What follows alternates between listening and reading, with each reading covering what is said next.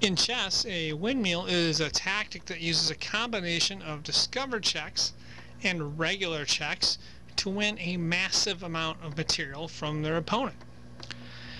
Now, the two most common pieces associated with a windmill are rook and bishop, and typically they work together. However, you can also use a knight to work with the rook or the bishop to do a windmill.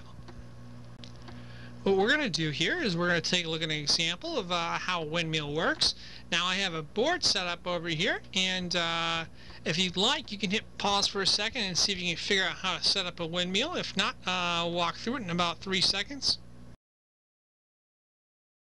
Okay, if you look at this board right here, white can set up a windmill, and what it's going to do is going to try to take out this row number 7. Take out almost all the pieces on row number 7, and I'll show you how they do it.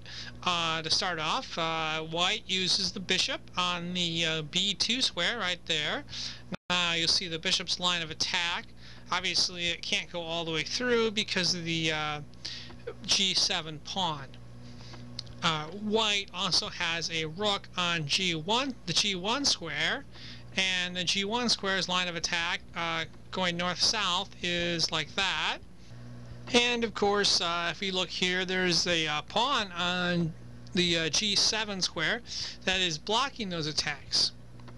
Unfortunately for black in this situation, black only has one piece to defend that pawn, and that is the king.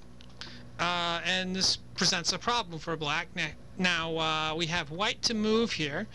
Now in order to start the windmill, what white will do is white will take the rook on the G1 square and capture that G7 pawn right there.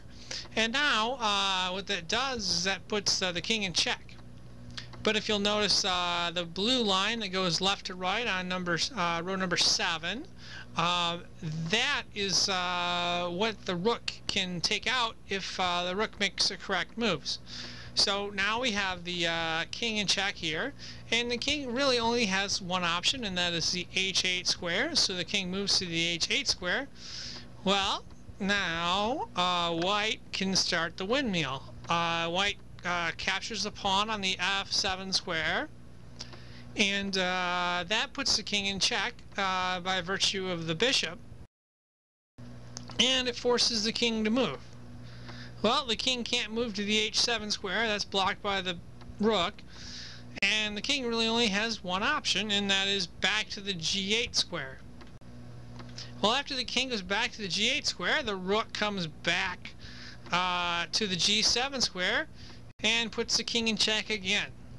Well, unfortunately, the king only has one spot to go, the H8 square.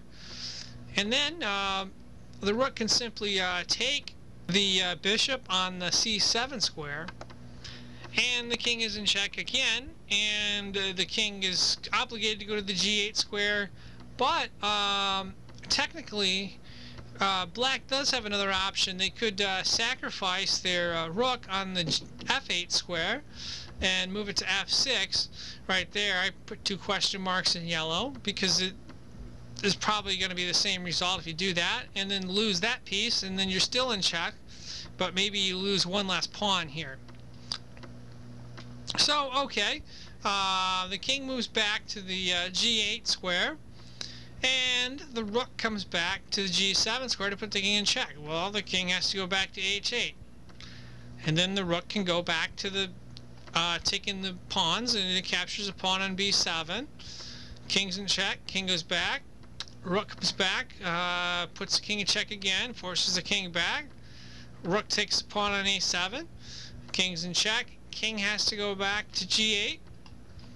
Well, now the rook is out of things to steal, so the rook decides to capture the A8 rook.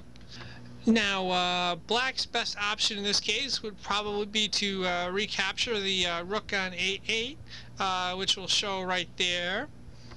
And if you'll notice here, after all of these moves in the windmill, black has a lot less pieces. In fact, all of these pieces right here are gone. Black ended up losing 5 different pieces here. Well, 6 if you count the rook exchange. So Black is a big net loser here, where they ended up exchanging rooks, and they lose 5 pieces, 4 pawns, and a bishop. And that is essentially an example of how a windmill tactic works in chess. Once you understand the concept, it's just a matter of seeing spots on the board and figuring out how to implement it. And that concludes our video. Thank you for watching.